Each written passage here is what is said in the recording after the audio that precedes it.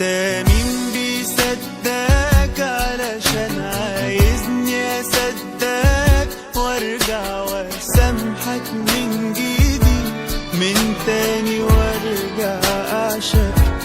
قلبي اللي كان ملك الايديك وعايش حياته وعمره ليك بقى صعب تاني يعمل ليك شيء مستحيل لو يسمع